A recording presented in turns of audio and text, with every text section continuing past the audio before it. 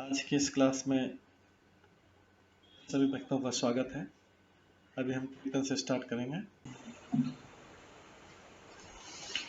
जय राधा माधव कुंज बिहारी, जय राधा माधव कुंज बिहारी, जय गोपीजन वल्लभ गिरिवर धारी, जय गोपीजन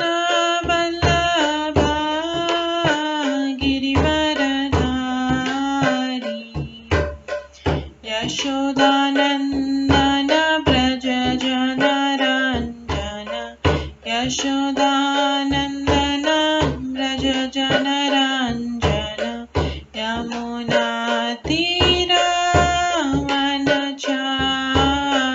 यमुनातीरवनचारि,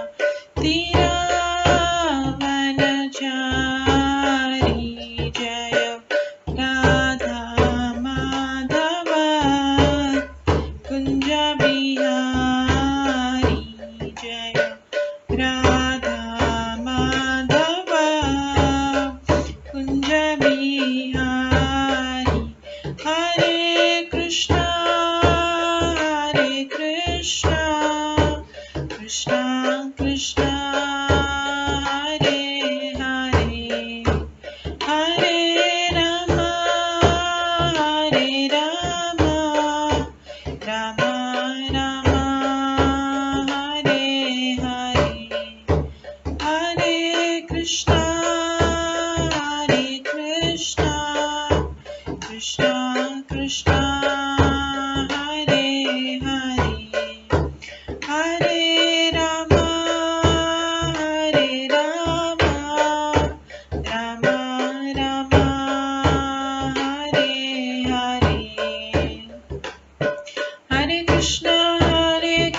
कृष्णा हरे हरे, हरे राम राम राम हरे हरे, हरे कृष्णा कृष्णा कृष्णा हरे हरे, हरे राम राम राम हरे हरे, हरे कृष्णा कृष्णा कृष्णा हरे हरे, हरे राम राम राम हरे हरे, हरे कृष्णा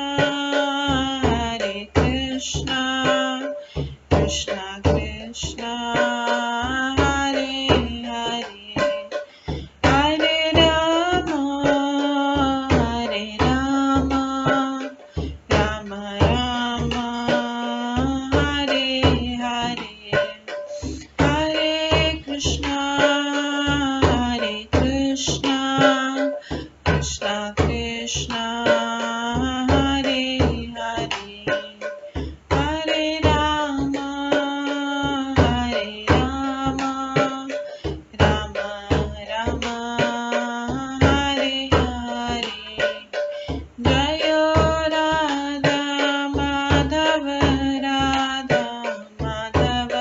राधे, जय राधा गोविंद राधे, जय गौरनिताय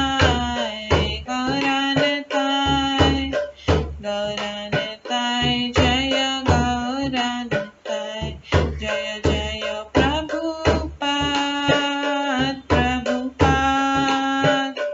प्रभुपाद जय जय प्रभुपाद, जय जय गुरुदेव जय जय गुरुदेव, नित्य गौर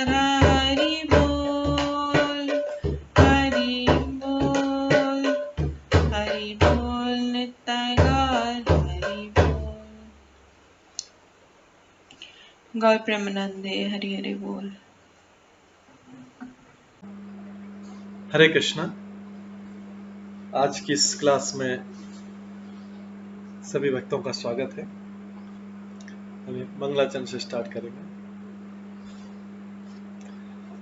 ॐ अज्ञानतिमिरन्धस्य ज्ञानाञ्जनशलाकया चक्षुरुन्मिलितं येन तस्मै श्रीगुरुवे नमः। श्रीचैतन्यमनोभीष्टं स्थापितं येन भूतले स्वयं रूप कदा मह्यं ददाति स्वपदान्तिकम्। वन्देऽहं श्रीगुरो श्रीयुतपदकमलं श्रीगुरुं वैष्णवांश्च श्रीरूपं साग्रजातं सहगण रघुनाथान्वितं तं सजीवं साद्वैतं सावधूतं परिजनसहितं कृष्णचैतन्यदेवं श्रीराधाकृष्णपादान् सहगण ललिता श्रीविशाखान्वितांश्च नमो विष्णुपदाय कृष्णपृष्ठाय भूतले श्रीमते भक्तिवेदांत स्वामिन्निति नामिने।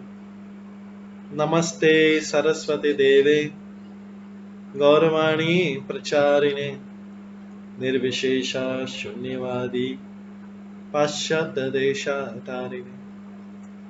वाञ्छाकल्पतरुभ्यश्च कृपा सिन्धुभ्येव च पतितानां पावनेभ्यो वैष्णवेभ्यो नमो नमः। जय श्री कृष्ण चैतन्य प्रभु नित्यानंद श्री अद्वैत गदाधर शिवासादि गौर भक्तवृंद। हरे कृष्णा कृष्णा कृष्णा हरे हरे, हरे राम राम राम हरे हरे। ओम नमो भगवते वासुदेवाय। ओम नमो भगवते वासुदेवाय। ओम नमो भगवते वासुदेवाय। नारायणं नमस्कृत्य नरं चैव नरोत्तमं देवीं सरस्वतीं व्यासं ततो जयमुदीरयेत्। नष्टप्रायेषु भद्रेषु नित्यं भागवत सेवया भगवते उत्तम श्लोके भक्तिर्भवति नैष्ठिकी। कृष्णाय वासुदेवाय देवकी नंदनाय च नन्दगोपकुमाराय गोविन्दाय नमो नमः। सर्ववेदान्तसारमे श्रीभागवतम् इष्यते तद्रसामृताप्तस्य नान्यत्र स्याद्रति क्वचित्। आराध्यो भगवान् ब्रजेश तनयस्तनधाम वृन्दावन रम्या काचिदुपासना व्रजवधूवर्गेण या कल्पिता। श्रीमद्भागवतं प्रमाणम् अमलं प्रेम कुमार्थमः श्रीचैतन्य महाप्रभुमतम् इदं तत्रादरो न परम्। मूकं करोति वाचालं पङ्गुलङ्घयते गिरिं यत्कृपातमहं वन्दे परमानन्दमाधवम्। हरे कृष्णा।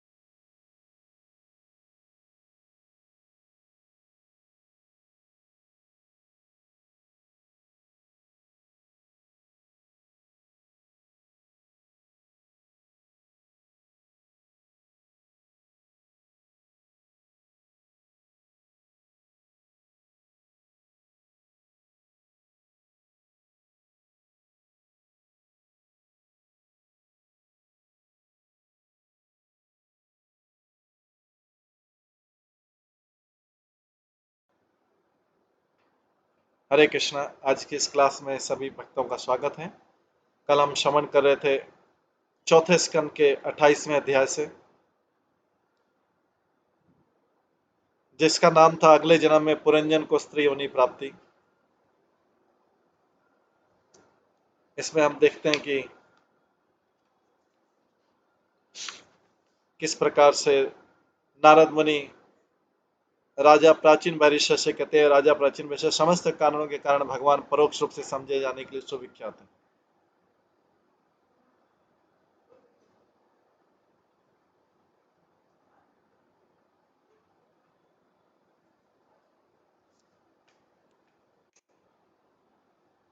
इस कारण मैंने तुमसे पुरंजन की कथा कही, वास्तव में आत्म साक्षात्कार के लिए उपदेश है।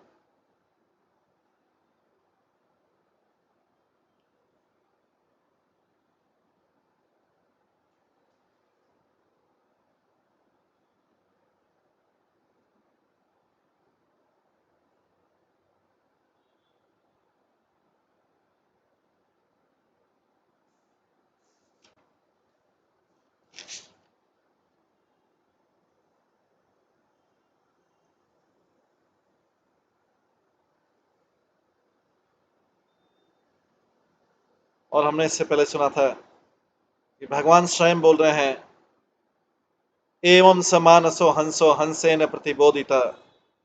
इस प्रकार दोनों हंस हृदय में एक साथ रहते हैं। जब एक हंस दूसरे को उपदेश देता था तो अपनी स्वाभाविक स्थिति में रहता था।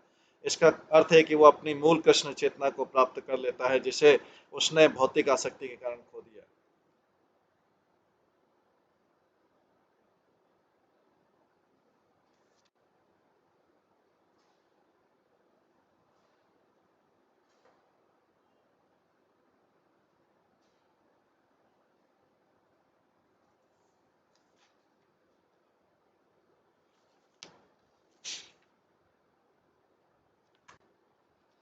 आज हम इसके आगे वाला अध्याय जो है श्रवण करेंगे।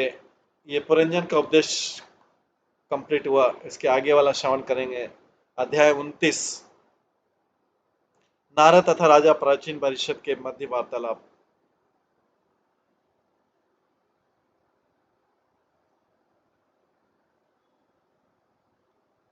प्राचीन वर्षिवाच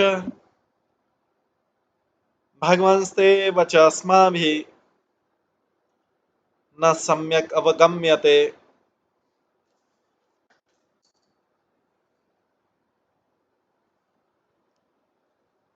कवय तत् विजानन्ति न वयं कर्म मोहिता।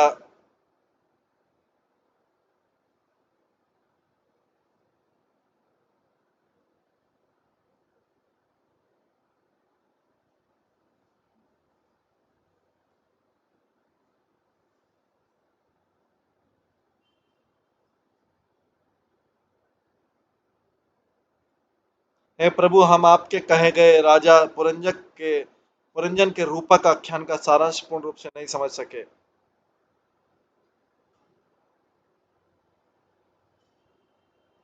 वास्तव में जो आध्यात्मिक ज्ञान में निपुण है वे तो समझ सकते हैं,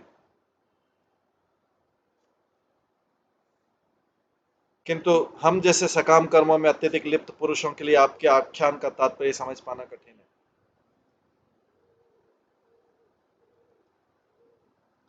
तात्पर्य भगवत गीता में भगवान विष्णु कहते हैं, त्रिभी गुणमयेर भावे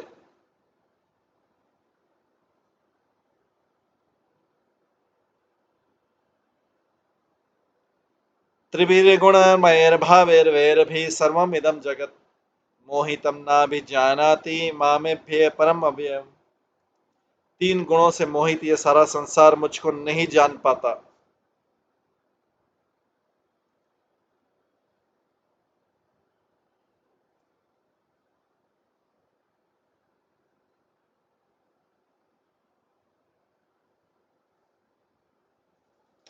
तीन गुणों से मोहित ये सारा संसार मुझको नहीं जान पाता। मैं गुणों से ऊपर तथा अक्षय हूं।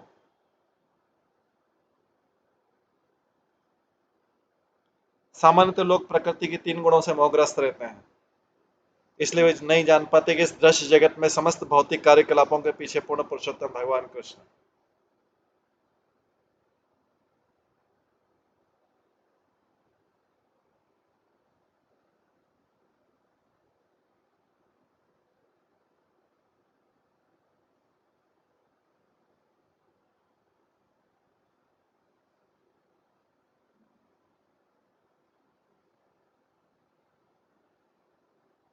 तीन गुणों से मोहित, ये सारा संसार मुझको नहीं जान पाता, मैं गुणों से ऊपर तथा अक्षय हूं। सामान्य तो लोग प्रकृति के तीन गुणों से मोहग्रस्त रहते हैं, इसलिए वे नहीं जान पाते कि इस दृश्य जगत में समस्त कार्यकलापों के पीछे पूर्ण पुरुषोत्तम भगवान कृष्ण।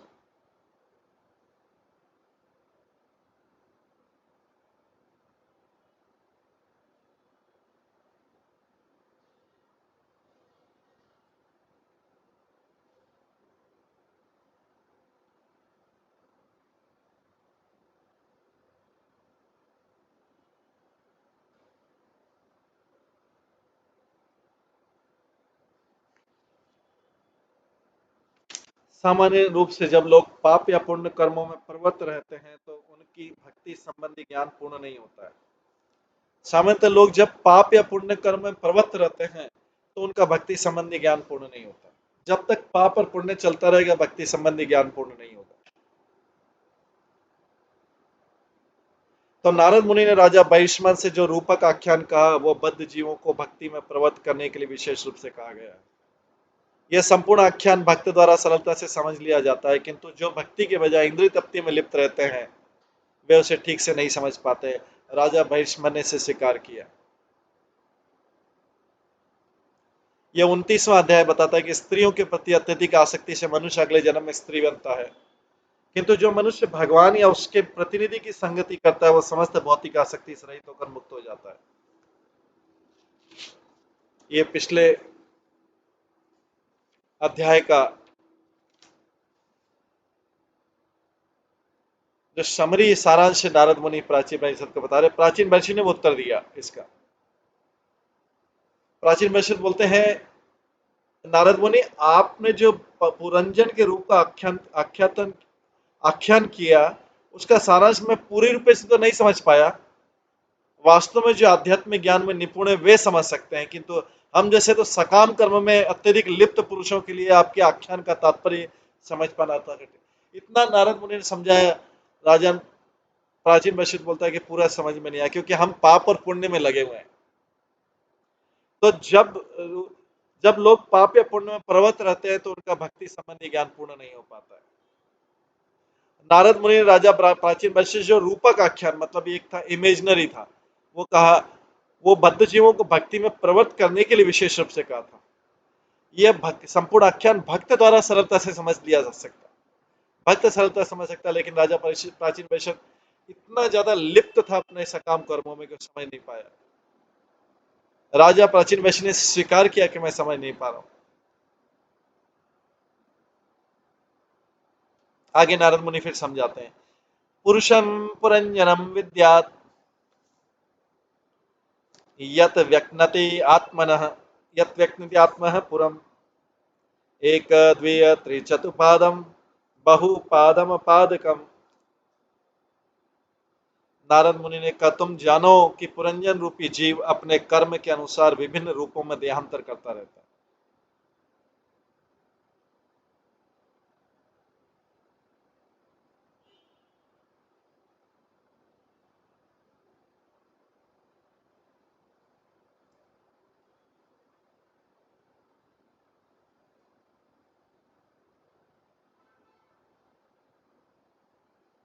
नारद मुनि ने कहा, तुम जानो कि पुरंजन रूपी जीव अपने कर्म के अनुसार विभिन्न रूपों में देहांतर करता रहता है, जो एक दो तीन चार या अनेक पांव वाले या पांव विहीन हो सकते हैं।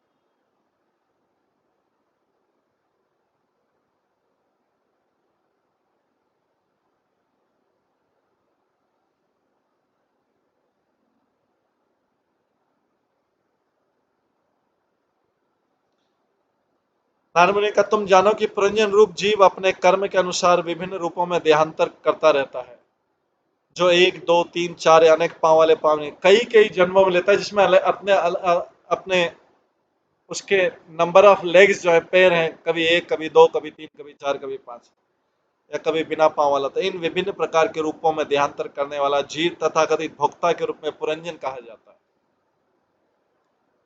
तो ऐसा जीव जो है ये पुरंजन कहा जाता है। इसमें तो राजा की स्टोरी समझाया, लेकिन अभी नारद मुनि बता रहे हैं कोई भी जीव ऐसा पुरंजन कहा जाता है।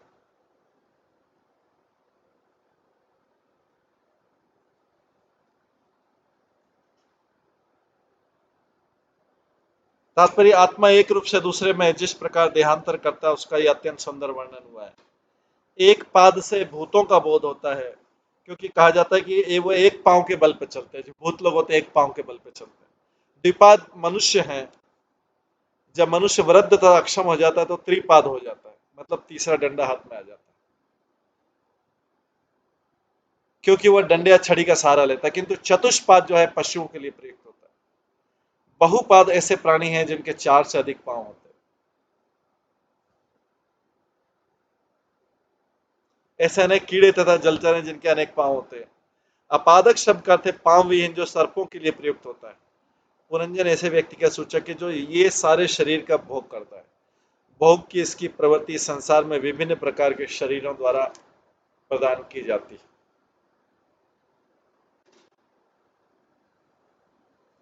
नारद मुनि अभी प्राचीन वर्षित को एक एक करके कैरेक्टर के यहाँ बता रखे। पुरंजन कौन है? पुरंजन ये सब भोग करने वाला जीव है। उसके बाद यह विज्ञाता तस्य पुरुषस्य सखा ईश्वर है, यत्न विज्ञायते पुंभी नामाभि वा क्रिया गुणे। जिस पुरुष को मैंने अविज्ञात कहा वह जीव का स्वामी तथा शाश्वत मित्र परमेश्वर। जो ब्राह्मण था, अज्ञात था, अविज्ञात है, वो जीव का स्वामी तथा शाश्वत मित्र परमेश्वर। चूंकि जीव भगवान की भौतिक नामों, गुणों या कर्मों द्वारा नहीं जान सकते हैं, फलतः वह बद्ध जीव के लिए सदैव अज्ञात रहता है।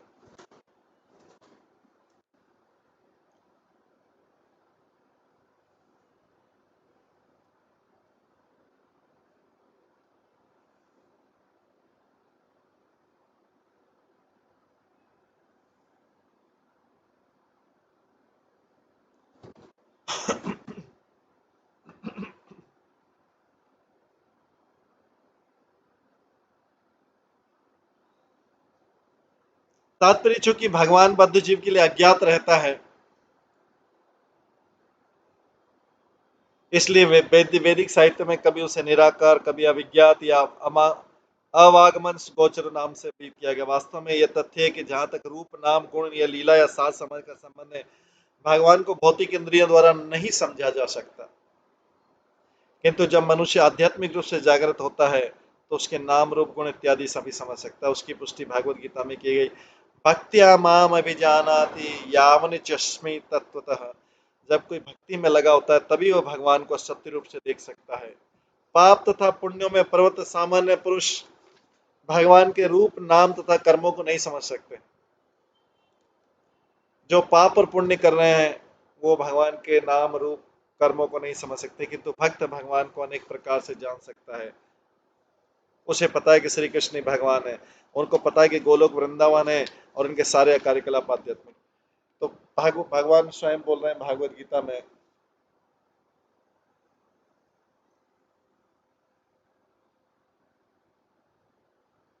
18वें अध्याय के 55वें श्लोक में बोले, भक्त्या माम विजानाति यावन चस्मी तत्वतः।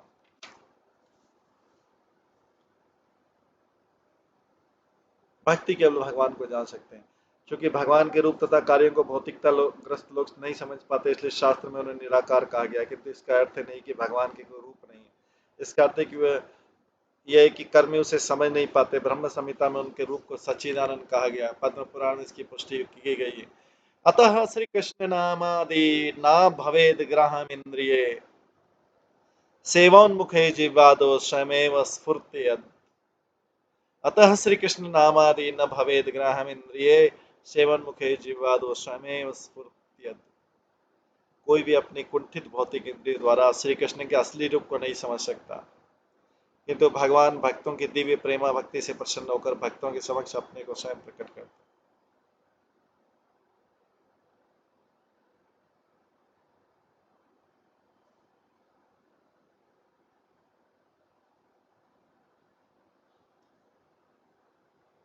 क्योंकि भौतिक इंद्रियों द्वारा भगवान श्री कृष्ण के नाम रूप तथा गुण नहीं जान सकते, अतः उन्हें अधुक्ष से अर्थात भौतिक दृष्टि से परे कहा जाता है। जब इंद्रियां भक्ति कार्यों द्वारा शुद्ध हो जाती है तो भक्त भगवान के विषय में उन्हीं की कृपा से अभी सभी को समझ पाता है।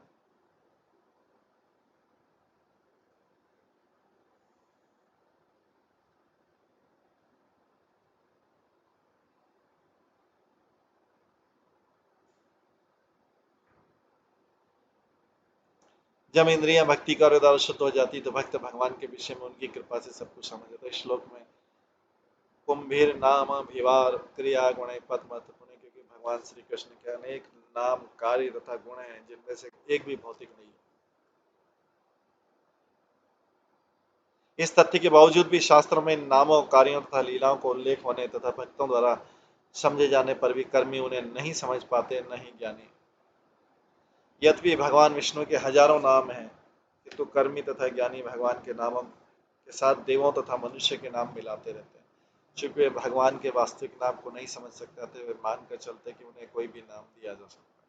उनका विश्वास है कि परमेश्वर निराकार है, अतः वे उसे किसी भी नाम से पुकार सकते हैं, अन्यथा वे मानते हैं कि उसका कोई नाम नहीं। किंतु इस सत्य नहीं, यहाँ स्पष्ट कहा गया है कि नामाभिवा क्रिया गुण भगवान के विशेष नाम हैं, जैसे राम कृष्ण गोविंद नारायण विष्णु तथा दुर्जय। निसंदेह नाम तो अनेक है, किंतु बद्ध जीव उन्हें समझ नहीं पाता।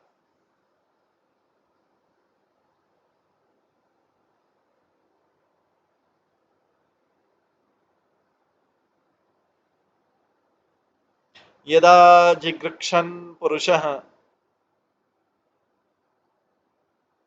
यथा जिग्रशन पुरुषः कर्षन् प्रकृते गुणान्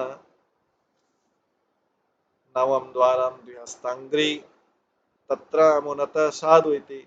जब जीव समग्र रूप से प्रकृति के गुणों का भोग करने की इच्छा करता है तो अनेक शारीरिक रूपों से उस शरीर को चुनता है जिसमें 9 द्वार, 2 हाथ तथा 2 पांव हैं। इस प्रकार वह मनुष्य या देवता बनना श्रेयस्कर मानता है।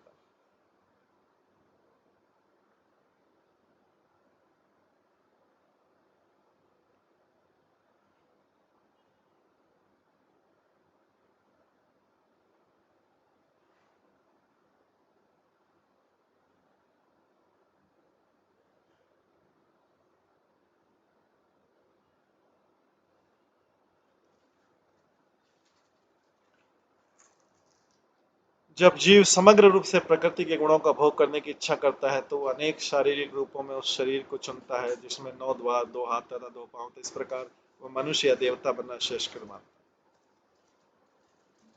जब उसको ज्यादा गुणों की इच्छा होती है वो करने की, तो फिर वो अनेक शारीरिक रूपों में उस शरीर को चुनता है जिसमें 9 द्वार, 2 हाथ तथा 2 पांव रहते हैं। इस प्रकार वह मनुष्य या देवता बनना श्रेयस्कर मानता है। इस बात की यहाँ पर उत्तम व्याख्या प्रस्तुत की गई कि किस प्रकार भगवान का अंश रूप आध्यात्मिक जीव अपनी इच्छा से भौतिक देह से कार्य करता, 2 हाथ, 2 पांव इत्यादि से कार्य करके जीव प्रकृति के गुणों का भरपूर प्रयोग करता है।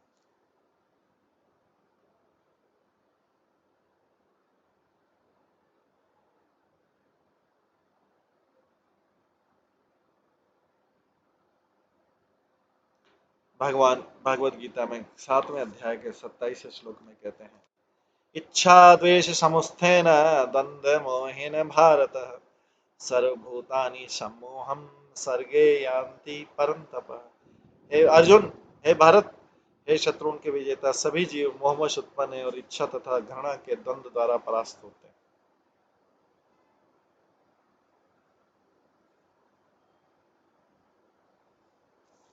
मूलतः जीव आध्यात्मिक प्राणी है, किंतु जब वह वास्तव में भौतिक जगत का भोग करना चाहता है तो नीचे उतरता है। श्लोक से पता चलता है कि जीव पहले मनुष्य शरीर धारण करता है, किंतु अपने अधम कार्य के कारण धीरे धीरे निम्न योनि में पशु, वृक्ष, जलचर रूपों में गिरता है। विकास की कर्मिक क्रिया से जीव को पुनः मनुष्य का शरीर प्राप्त होता है। उसे एक और अवसर दिया जाता है कि वह देहांतर चक्र से उबर सके।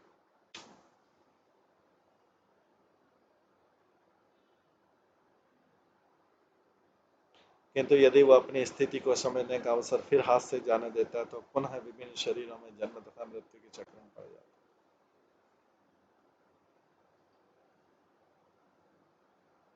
जीव इस भौतिक जगत में क्यों आना चाहता है उसे समझना कठिन नहीं है। आर्य परिवार में जहाँ मांसाहार, मद्यपान, द्रुत, यौनाचार इत्यादि पर प्रतिबंध है, जन्म लेकर भी इन वर्जित वस्तुओं का भोग करना चाहते हैं। कोई न कोई ऐसा मिल ही जाएगा जो अवैध यौनाचार के लिए वेश्या के यहाँ जाना चाहता है या होटल में जाकर मांस खाना चाहता है तथा मद्यपान करना चाहता है। कोई न कोई ऐसा मिल जाएगी कि रात्रि क्लबों में जाकर जुआ खेलना या ऐसी तथाकथित क्रियाओं को पसंद करते हैं। इच्छाएं जीवों के अंतःकरण में पहले से विद्यमान रहती है, किंतु कुछ जीव इन घृणित कार्यों को भोगने में लग जाते हैं।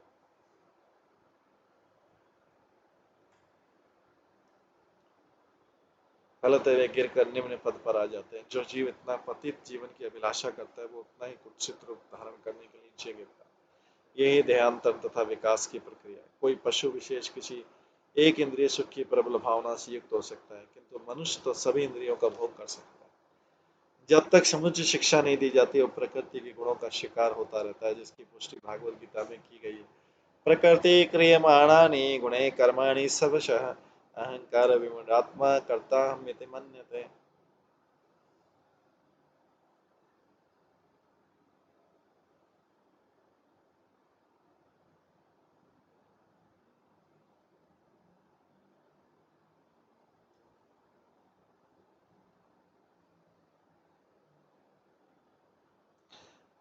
बुद्धिं तु प्रमदा विद्या बुद्धिं तु प्रमदां विद्यात् मम अहम इति यतः कृतं यामधिष्ठाय देयस्मिन् पुमान भुंक्ते क्षभी गुणान। नारद मुनि ने आगे कहा, इस प्रसंग में उल्लिखित प्रमदा शब्द भौतिक बुद्धि या विद्या के लिए प्रयुक्त, इसे इसी रूप में समझो।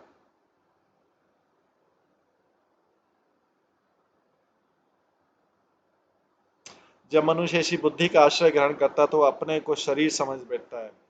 मैं तथा मेरी की भौतिक बुद्धि से प्रभावित होकर अपने इंद्रियों से दुख तथा सुख का अनुभव करने लगता है और इस प्रकार जीव बंधन में पड़ जाता है।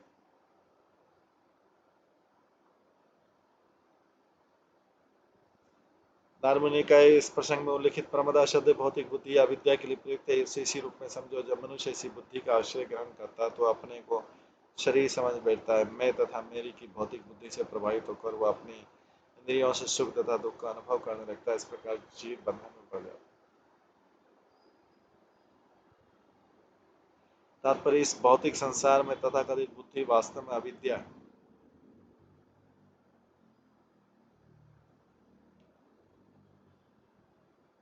इस संसार में तथाकथित बुद्धि वास्तव में अविद्या है। बुद्धि के विमल होने पर इसे बुद्धि योग कहते हैं। दूसरे शब्दों में जब बुद्धि भगवान कृष्ण के इच्छाधीन हो जाता है तो बुद्धि योग या भक्ति योग कहलाता है। भागवत गीता में भगवान श्री कृष्ण कहते हैं, तेषाम सतत युक्तानाम भजताम पूर्ति पूर्वकम ददामी बुद्धि योगम तम येन माम रूपयन्ति ते। जो लोग मेरी सतत भक्ति करते हैं तथा प्रेम पूर्वक मेरी पूजा करते हैं, उन्हीं में बुद्धि प्रदान करता हूँ जिससे मेरे पास आ सकते हैं। वास्तविक बुद्धि का अर्थ है भगवान से जुड़ना। जब ऐसा हो जाता है तो भगवान अंतःकरण से वास्तविक बुद्धि प्रदान करते हैं, जिससे मनुष्य भगवान के धाम को वापस जा सकता है।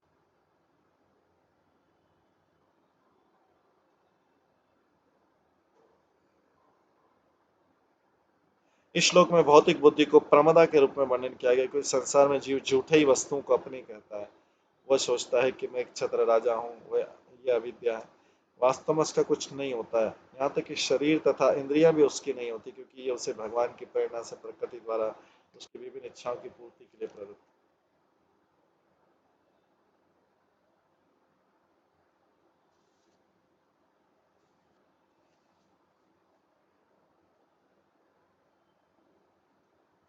वास्तव में जीव का कुछ भी नहीं है, किंतु प्रत्येक वस्तु के पीछे पगलाया होता है और कहता है ये मेरी है, ये मेरी है, मेरी है। जनस्य मोहोऽयं अहं ममेति।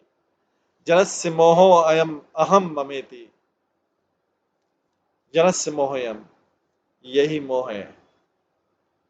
मोह क्या है? जनस्य मोहो अयम अहम ममेति।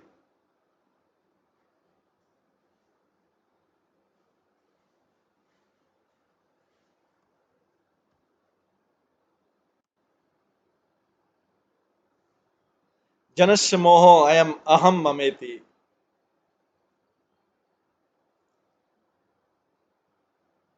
यही मोह है, जीव का कुछ भी नहीं, किंतु हर वस्तु को अपनी बताता है।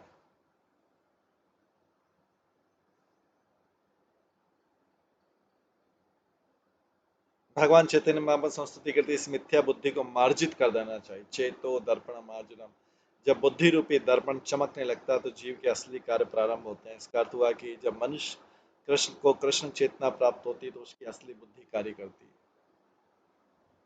उस समय से ज्ञान होना होता है कि प्रत्येक वस्तु तो श्री कृष्ण की है, मेरी नहीं है।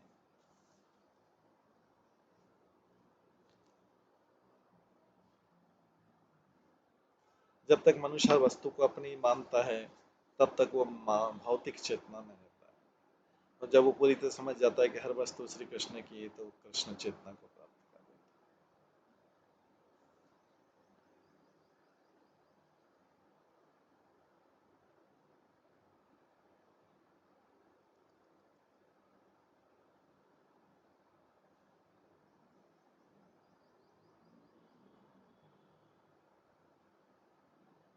सखा इंद्रिया गणा ज्ञानम कर्म च यत कृतम सख्य तत्व्रतय प्राण पंचव्रति यथा उरग।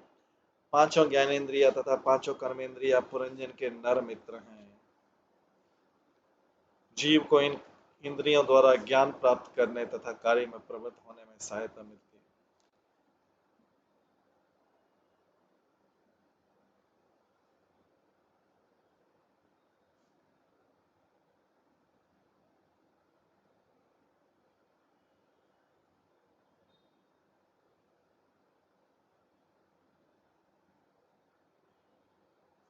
पांचों ज्ञानेन्द्रिय तथा पांचों कर्मेंद्रिय पुरंजनी के नर मित्र हैं।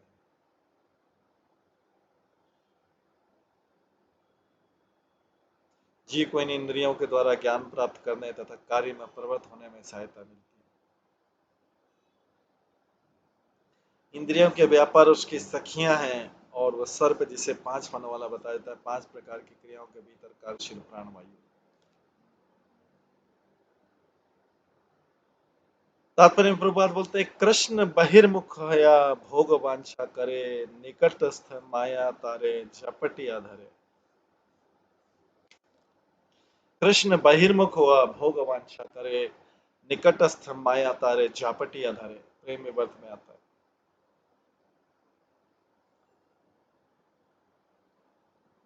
इंपॉर्टेंट है, कई बार आता है प्रबंध। कृष्ण बहिर्मुख हुआ, भोग वांछा करे, निकटस्थ माया तारे झपटी आधरे। भौतिक जगत को भोगने की इच्छा से जीव स्थूल तथा सूक्ष्म देह ओढ़े हुए रहता है। इस तरह उसे इंद्रियों को भोगने का अवसर प्रदान किया जाता है। अतः इंद्रिया भौतिक जगत को भोगने का साधन है। फलतः इंद्रियों को मित्र कहा जाता है। कभी कभी अत्यधिक पाप करने से जीव को स्थूल शरीर नहीं मिल पाता, अतः सूक्ष्म रूप में मंडराता रहता है। ये प्रेत जीवन स्थूल शरीर को न प्राप्त करने से वह सूक्ष्म शरीर से अनेक कष्ट प्रदान करता है। अतः जो लोग स्थूल शरीर में रह रहे हैं उनके लिए भूत प्रेत की उपस्थिति अत्यंत भयावह है।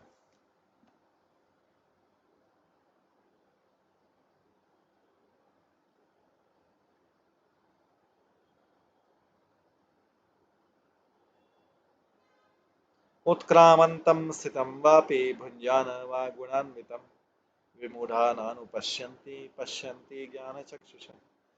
मूर्ख व्यक्ति न तो ये समझ सकता है कि जीव अपने शरीर को कैसे छोड़ता है, न ही कि प्रकृति के गुणों के अधीन वह किस तरह के शरीर का भोग करता है। किंतु जिनकी आंखों को ज्ञान का प्रशिक्षण प्राप्त है वे सब देख सकते हैं।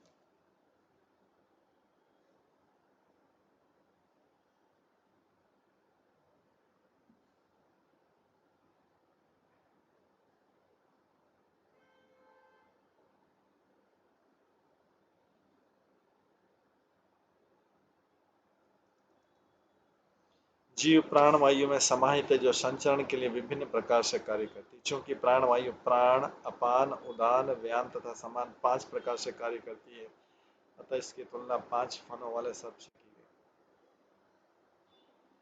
कुंडली चक्र से होकर आत्मा सर्प की भांति रेंगता है। प्राण वायु की तुलना उरग सर्प से की जाती है। पंचव्रति पांचों इंद्रिय विषयों का रूप, स्वाद, ध्वनि, गंध एवं स्पर्श के द्वारा आकर्षण इंद्रिय की तुष्टि की इच्छा।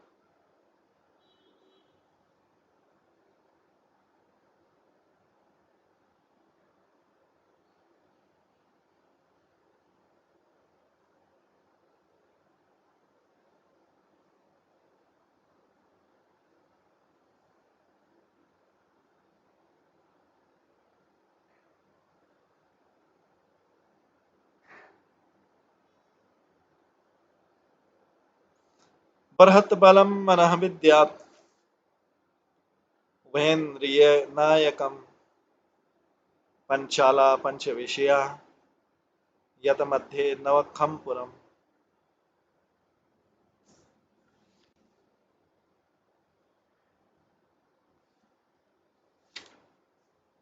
11वां सेवक जो अन्यों का नायक है, मन कहलाता है।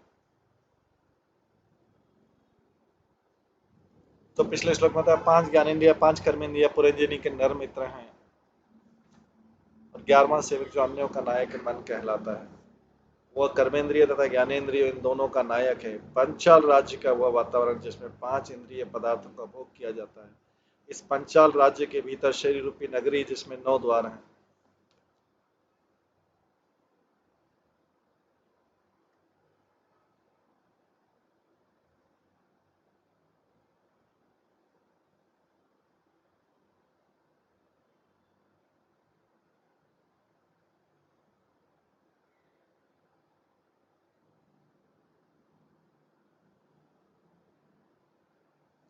मन समस्त कार्यों का केंद्र बिंदु है, जिसे बृहद्बल कहा गया है। माया के चंगुल से निकलने के लिए मनुष्य को मन पर नियंत्रण रखना होगा।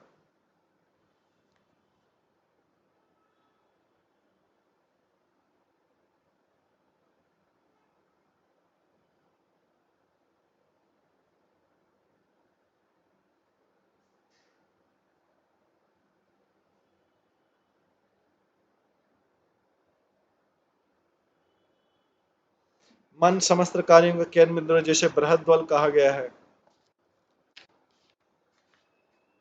बृहद्बल बृहद्बलम कहा गया। बृहद्बलम मतलब अत्यंत शक्तिशाली। माया के चंगुल से निकलने के लिए मनुष्य को मन पर नियंत्रण रखना होता है।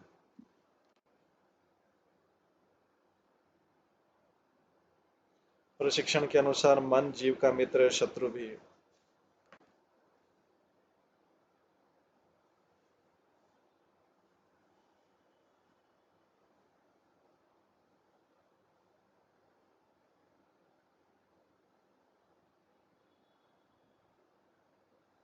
यदि किसी को अच्छा प्रबंधक मिल जाता तो उसकी जायदाद की व्यवस्था ठीक से होती, किंतु यदि प्रबंधक चोर हुआ तो सारी जायदाद तहस नहस हो जाती। इसी प्रकार जीव अपनी भौतिक बद्ध अवस्था में अपने कार्य अधिकार अपने मन को सौंप देता है। फलस्वरूप विषयों के भोगने में मन द्वारा विभ्रमित किया जा सकता है। अतः श्री अम्बरीश महाराज ने अपने मन को पहले भगवान के चरणों में लगाया। सवे मनः कृष्ण पदारविंदयो। जब मन भगवान के चरण कमलों के ध्यान में संलग्न रहता है तो इंद्रियां वश में रहती हैं। नियंत्रण की पद्धति यम कहलाती है, जिसका अर्थ इंद्रियों का नियमन। जो व्यक्ति अपनी इंद्रियों को वश में कर लेता है वो गोस्वामी कहलाता है, किंतु जो उनको वश में नहीं कर पाता वो गोदास कहलाता है। मन इंद्रियों के कार्यों का निर्देशन हुआ जो विभिन्न छिद्रों द्वारा व्यक्त होते हैं, जिसका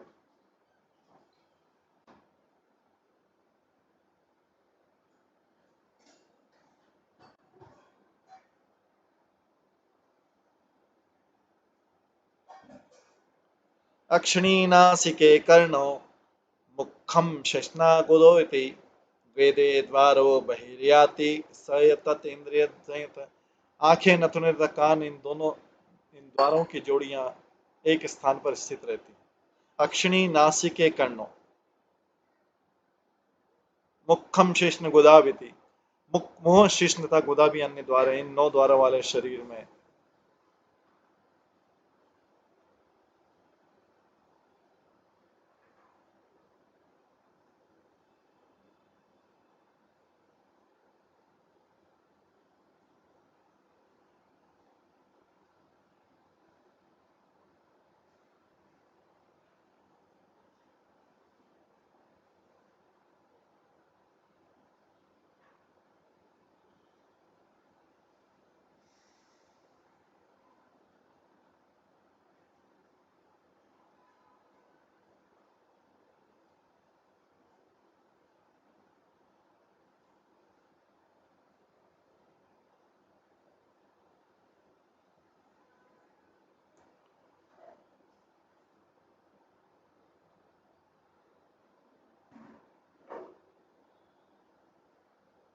इन 9 द्वारों वाले शरीर में स्थित होकर जीव बाह्यतः भौतिक जगत में कार्य करता, रूप तथा स्वाद जैसे इंद्रिय विषयों को भोग करता। अपनी आध्यात्मिक स्थिति से अवगत न रहते हुए जीव मन के द्वारा निर्देशित होकर इन 9 द्वारों से भौतिक वस्तुओं का भोग करके बाहर आता है।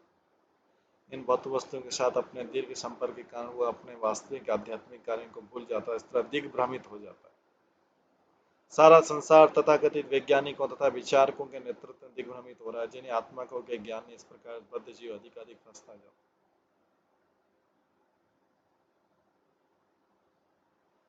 अक्षिणीनासिकेयास्यम् इति पंच पुरकृता दक्षिणा दक्षिण कर्ण उत्तरा च उत्तरः स्मृतः पश्चिमेति अधद्वारो गुदम शेषनम ये उच्यते। दो आंखें, दो नथुने, मुंह, ये पांचों सामने स्थित है। दाहिना कान दक्षिणी द्वार है, बायां कान उत्तरी द्वार है।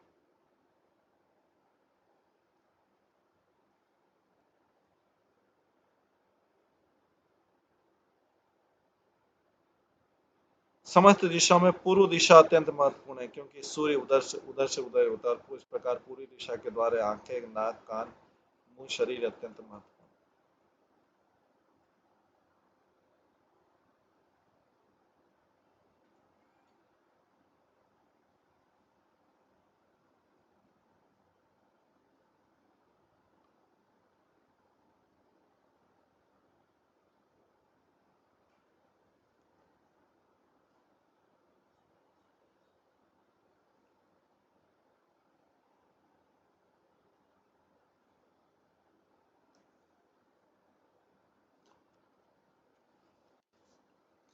खद्योताविर्मुखे च अत्र नेत्रे एकत्र निर्मिते रूपम विभाजितम ताराभ्याम विचष्टे चक्षुषा ईश्वरः। खद्योत तथा विर्मुखी नाम से जिन दो द्वारों का वर्णन किया गया वे एक स्थान पर अगल बगल स्थित दो नेत्र हैं।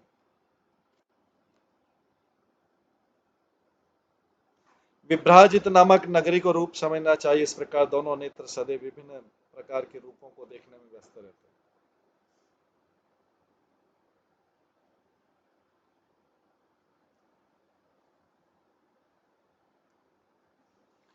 तात्पर्य दोनों नेत्र प्रकाश जैसे चमकीले पदार्थों से आकर्षित होते। कभी कभी हम देखते हैं कि छोटे छोटे कीड़े अग्नि के प्रकाश से आकर्षित होकर उसमें प्रविष्ट हो जाते हैं।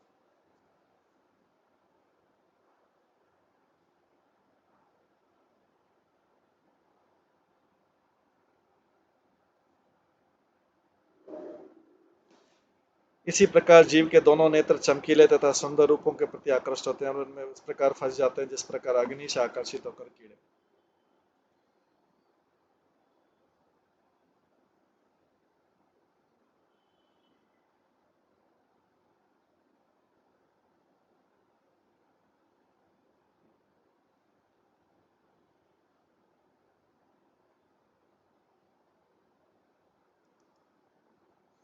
नलिनी नालिनी नासे गंध सौरभ उच्यते घ्राणावधूत मुख्या घ्राणावधूत मुख्यास्यम विपणः वाकरसवित। नलिनी तथा नालिनी नामक के दोनों दोनों द्वार दो नथुने हैं और सुगंध का सौरभ नामक नगरी कहा गया।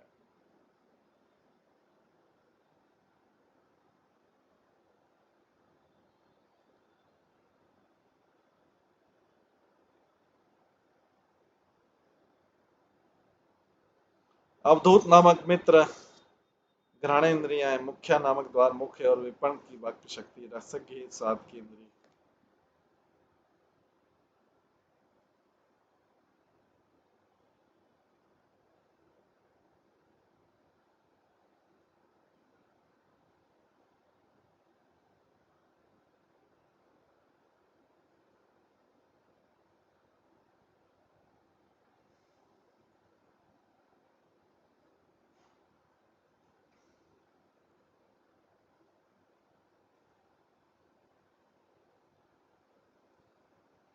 अवधूत शब्द का अर्थ है सर्वथा मुक्त। अवधूत अवस्था प्राप्त करने में मनुष्य किसी प्रकार के यम नियमों द्वारा प्रतिबंधित नहीं होता। दूसरे शब्दों में चाहे जिस तरह का कार्य कर सकता है। यह अवधूत अवस्था वायु की भांति जो किसी प्रकार के अवरोध की परवाह नहीं करती।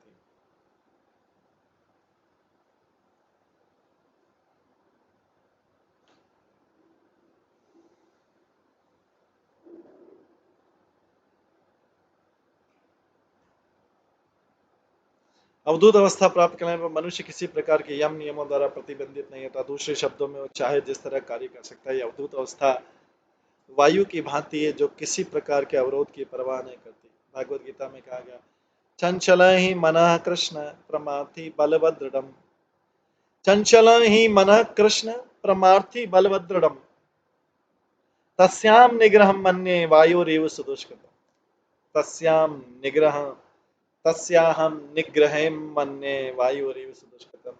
हे कृष्ण, ये मन अस्थिर मथने वाला जिद्दी तथा अत्यंत बलिष्ठ है और मेरी समझ में इसको वश में करना वायु को वश में करने से भी अधिक कठिन है। किसी प्रकार वायु किसी के रोके नहीं रुकती, जिस प्रकार उसी प्रकार दोनों नथुन एक ही स्थान पर स्थित रहकर भी बिना अवरोध के गंध का अनुभव करते हैं। जीभ के होने से मुंह सभी प्रकार के स्वादिष्ट व्यंजनों का निरंतर स्वाद लेता रहता।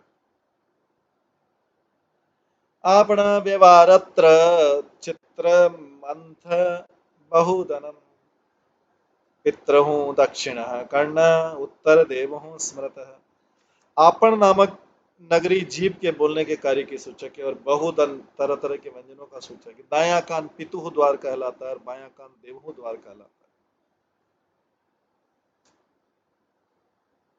दाया कान पितृहु द्वार और बाया कान देवहू द्वार कहलाता है। प्रवत्तम च निवृत्तम च शास्त्रम पंचाल संगीतम पितृयानम देवयानम श्रोता अक्षधरात भजे। नारद मुनि आगे कहते, दक्षिणी पंचाल कही जाने वाली नगरी सकाम कर्म में भोग की विधि अर्थात प्रवृत्ति मार्ग को बताने वाले शास्त्रों का सूचक। दक्षिणी पंचाल कही जाने वाली नगरी सकाम कर्म में भोग की विधि अर्थात प्रवृत्ति मार्ग को बताने वाले शास्त्रों का सूचक है। उत्तर पंचाल नामक अन्य नगरी निवृत्त मार्ग सकाम कर्म घटाने तथा ज्ञान मार्ग को बढ़ाने वाला मार्ग बताने का। जीव को ज्ञान की प्राप्ति दो कानों द्वारा होती। कुछ लोग पितृलोक जाते हैं, कुछ देवलोक जाते हैं। सब दोनों कानों द्वारा संभव। तो वेदों को श्रुति कहते हैं, कानों द्वारा उनसे प्राप्त ज्ञान शुद्धधर कहलाता है। जैसा कि भगवत गीता में कहा गया, मनुष्य केवल श्रवण करने से देवलोक या पितृलोक यहाँ तक कि वैकुंठ लोक को जाते हैं। इन सब की व्याख्या पिछले अध्याय में की जा चुकी है।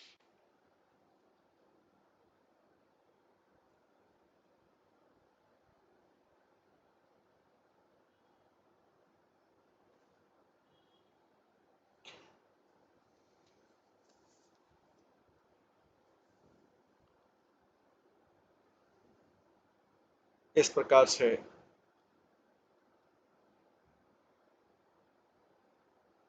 हम देखते हैं कि नारद ने जो नारद और राजा प्राचीन परिषद के मध्य वार्तालाप चल रहा है, उसमें सारी शिक्षाएं नारद मुनि संक्षेप रूप में एक बार फिर से देते हैं।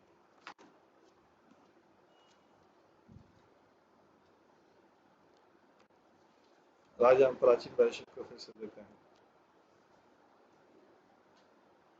इसमें हम देखते हैं कि इस उपदेश के सुनने के बाद राजा प्राचीन परिषद जो है कपिल आश्रम में जाएगा, वहां तपस्या करके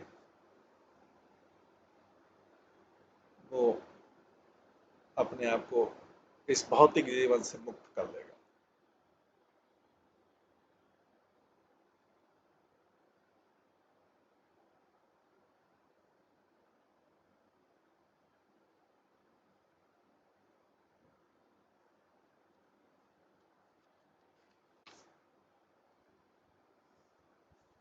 इसके आगे का भी श्लोक हम एक बार कर लेते हैं।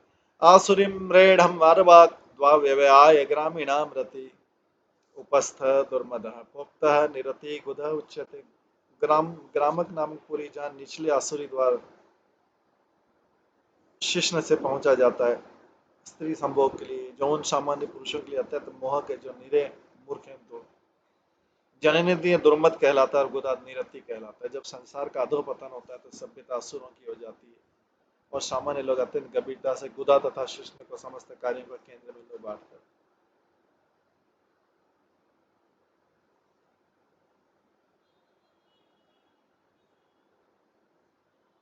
तो कुछ लोग सहजिया होते हैं जो गुदा तथा शिष्ण व्यापार को आध्यात्मिक कर्म मानते हैं। उनकी विचारधारा के अनुसार संभोग क्रिया में रत रहकर लोग आध्यात्मिक पद प्राप्त करते हैं।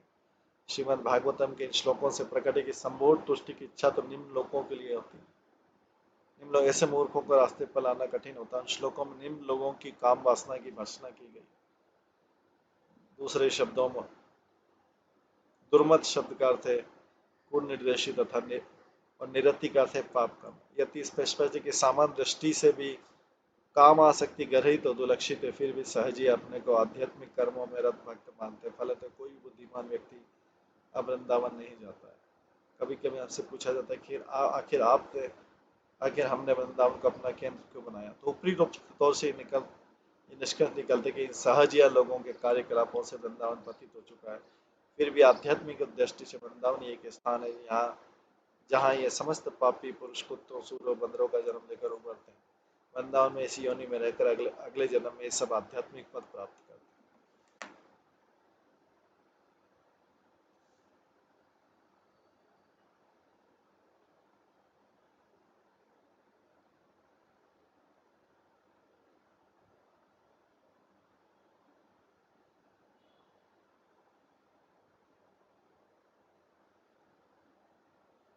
इस प्रकार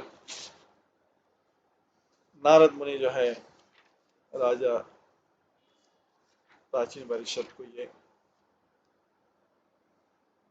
सब संदेश सुना रहे हैं। इसके आगे भी संदेश हम कल की क्लास में श्रवण करेंगे। आज की क्लास को यहीं पे विराम देते हैं। सभी भक्तों का बहुत बहुत धन्यवाद।